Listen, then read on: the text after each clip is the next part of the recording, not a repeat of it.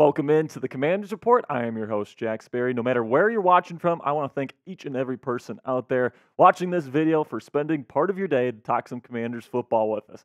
On today's show, what we're going to be talking about is 10 free agency targets that the Commanders can still pick up before the start of training camp. Mandatory minicamp has come and gone now. It's time to start preparing for training camp, and there's still some holes that the Commanders can fill on their 90-man roster heading into camp. So before we get into today's action, make sure you click that subscribe button because we are trying to get to 5,000 subscribers here on the Commanders Report. Once we get there, if we can get there before the start of the season, there's whispers from my bosses that we might be doing a couple of live watch parties for when the Washington Commanders are playing on prime time this year. So if you want some Commanders watch parties live here on the channel this year, help us out. Click that subscribe button and turn on your notifications so you never miss any of our free content on your Washington Commanders. So later on in the show, along with my 10 free agency targets, I have one trade target that I want to discuss with you. There's really only one player that I'd be willing for the Commanders to trade for at this point in time. So stick around for that player. But first, let's get into the free agency targets. And let's start with the biggest hole on this Commanders roster right now, which is left guard. And let's be real right now, at least on paper, the Commanders' offensive line is one of the worst in the National Football League at this point, particularly when it comes to run blocking. There's a ton of unproven entities along this line. You're moving the 6'7" Sam Cosmi from tackle over to guard. I mean, there could certainly be some leverage issues there as well. Right now, Chris Paul is getting first-team reps at left guard, and last year, he just, in the action that he did have, he was just straight up awful. Same thing with Sadiq Charles. I don't trust either one of those guys to play left guard week one of this NFL season. And, you know, that's just the way it is. You brought in Nick Gates in NFL free, and so you drafted Ricky Stromberg in the third round of the draft this year. And right now, this is the way that the Commanders are lining up. But now here is the way that I would do it. I would move Nick Gates over to left guard because he's played there before in the league before. And then Ricky Stromberg, I mean, you drafted this guy in the third round for a reason. I would much rather put the rookie out there than a guy like Sadiq Charles or Chris Paul if those guys are not meeting the standard. I certainly think this would be better, but this group right here, let's just face it, it's not the most talented in the world. Andrew Wiley, the guy you brought in to be your next right tackle, is about as mid as it comes. He's not very athletic. Charles Leno Jr., a big liability in run protection and then sometimes in pass protection because he's not a great athlete. He can just look straight up silly against some of the best pass rushers in the National Football League. If you remember the Cowboys games from last year, Micah Parsons just made Charles Leno Jr. look silly time and time again. So there's some potential offensive linemen that the Commanders can still go get. There's still some pretty good names out there.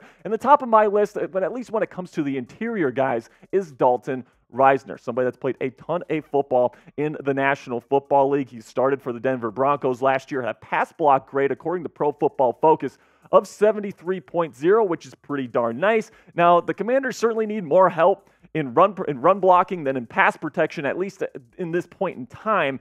And that's kind of what Dalton Risner does not have, a 53.4 grade in the run game last year. But overall, 61.1 overall Pro Football Focus grade. And overall, I do think that he is the best interior offensive lineman on the market. So if you want to go get a free agent, I think Dalton Risner is the Commanders' guy. But there's still some other names to keep in mind here. The center, Ben Jones. Now, this Commanders don't necessarily need a center. You do have Nick Gates and Ricky Stromberg. But if you want to move Nick Gates over to left guard, bring in Ben Jones. Or, you know, if you want to put Ben Jones at left guard, he has played guard in this league before. You can certainly do that. Ben Jones has been a very solid starter throughout his NFL career. He is a sturdy veteran. And he would certainly be someone that I trust more than Sadiq Charles or Chris Paul in the lineup on week one. Then also Michael Schofield, another guy, another veteran that you could possibly plug in there. And then Rodger Saffold is another guy that started for the Buffalo Bills last year.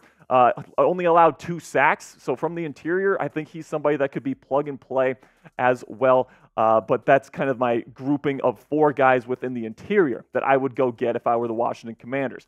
Now, before I get into the rest of my list of free agency targets here, let me know. Name a player that you think the Washington Commanders should sign before training camp. Is it an offensive guard? Is it maybe an offensive tackle, inside linebacker, or is there another position that you want to add here to this Commanders roster? Let me know down in the comments section. It's going to be the pinned comment on today's show. So whenever you get an ad break here, do me a favor, get down there and answer today's question.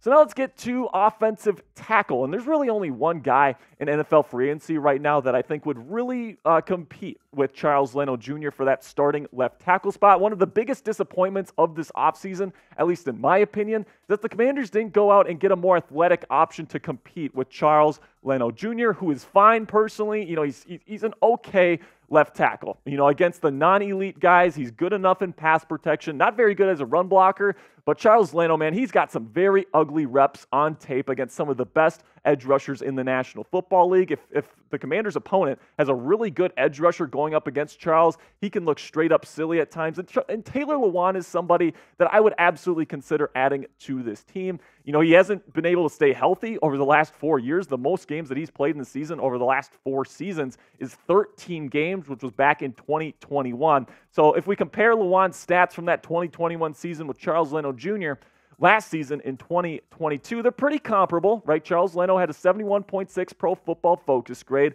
Taylor Lewan was close to that, a little bit worse at 70.9, but around the same amount of penalties. Leno allowed more sacks last year, but Taylor Lewan is a former Pro Bowl caliber talent that I think could definitely at least get Charles Leno to really, you know, put a fire under his ass a little bit. You know, have a little bit of competition, really make him earn that spot and show that he can truly be that left tackle starter for the Washington Commanders and protect the blind side of Sam Howell, who definitely needs to keep his slate clean this year if he's going to have a successful sophomore season. More competition is always a good thing. Now, Taylor Lewan has said that he wants to make upwards of $10 million. At this point in free agency, he's definitely not going to be making that much. So I think the Commanders could make this happen with about $11 million available in 2023 cap space. But let me know down in the comment section what you guys would do. Would you sign Taylor Lewan to this Washington Commanders roster to compete with Charles Leno Jr.? Type S if you would sign him, or type P if you're going to pass on him. So now another option for the Commanders in free agency is to add another inside linebacker. Now, I don't think that this linebacking group is going to make or break the Commanders' season this year. It's okay. Jamin Davis was somebody that really came on towards the end of last season, really improved as a pass protector or in pass coverage, I should say. And then Cody Barton is about as average as NFL linebackers get in terms of starting caliber players. Apparently, Khaleke Hudson out of Michigan is starting to look really, really nice in camp, so maybe he can come on here. But if you want to get a little bit more talent, a little bit more veteran presence in this group, Kwon Alexander is somebody that's a really good coverage linebacker, which is something that Jack Del Rio really wants in this defense, his linebackers to be able to cover. And Kwon Alexander is a former Pro Bowler with the Tampa Bay Buccaneers, and then he also had a great season with the San Francisco 49ers back in 2019, playing that wide 9 defense that they like to run, and that's an extremely difficult defense for linebackers to operate. He did it very, very well. Last year with the Jets, ran that same system with Robert Saleh, and he was really pretty darn decent. I don't know why he hasn't been picked up yet. Maybe it's a medical issue, but he's certainly a linebacker I would consider adding if I were the Washington Commanders. Then another athletic guy to consider is Rashaan Evans, someone that's played a lot of snaps in the National Football League to this point. You can see 159 tackles back or just last season. And he's somebody that could absolutely be plug and play if, say, Cody Barton gets hurt or Jamin Davis gets hurt. We know Jamin is dealing with some knee issues that he's been cleaning up over this offseason. Might be nice to get another guy like Rashaan Evans in the lineup. So still to come here, I still have that number 1 trade target on my list that I'm going to be sharing with you guys. But first, let's talk a little bit about some skill positions that the Commanders could potentially look at upgrading here. Number 1 is running back. Could the Commanders actually add another running back to this group? Now, they're pretty solid right now with Brian Robinson and Antonio Gibson. Chris Rodriguez Jr., you draft him in the 6th round. Eric Bienemy really likes him as well. But I don't think that there's a true number 1 guy in this group right now that's truly dynamic, right? Antonio Gibson is probably more of the receiving back. Brian Robinson is more of your every down kind of, he's just solid all around. But there's not that playmaker that you really look for in a solid, really high caliber run game. And there's still a couple guys that could potentially get that job done for you in NFL free agency. Number one, Kareem Hunt, and then also Leonard Fournette is another name that might be thrown around. But I want to talk specifically about Kareem Hunt here because, of course, the Commanders are lacking a true number one running back. I really do like Brian Robinson, but let's face it, he's not a home run hitter like Kareem Hunt could be. And at this point in the offseason, Hunt wouldn't cost all that much to bring in, at least in my opinion. It'd probably cost a couple $1 million, but nothing too crazy. And then Hunt had his best seasons of his career with the Kansas City Chiefs. And guess who was the offensive coordinator? That's right, Eric Bienemy. You look at his stats throughout those 2 seasons in Kansas City, 27 games played, 4.8 yards per carry, 79 or close to 80 yards per game, which is pretty darn good, and then 25 touchdowns total. So he almost had a touchdown per game with the Chiefs when Eric Bienemy was his offensive coordinator. Could certainly use some of that here in the nation's capital. So let me know, guys, should the Washington Commanders sign Kareem Hunt to be their number one running back to go along with Brian Robinson and Antonio Gibson? Let me know right now by typing Y for yes or N for no down in the comments section.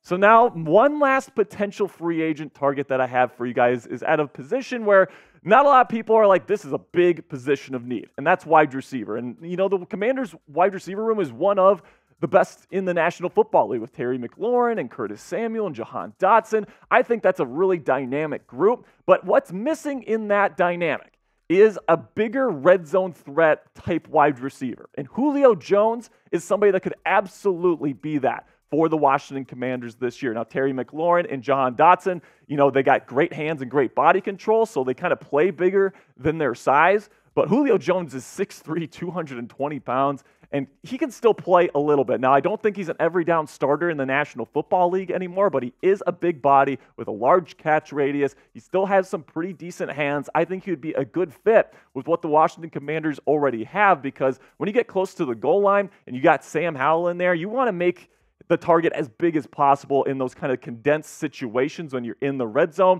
Terry McLaurin is probably a top 10 wide receiver in the National Football League, in my opinion. You put Julio Jones on the other side of Terry there in the red zone, maybe put Jahan Dotson or Samuel in the slot.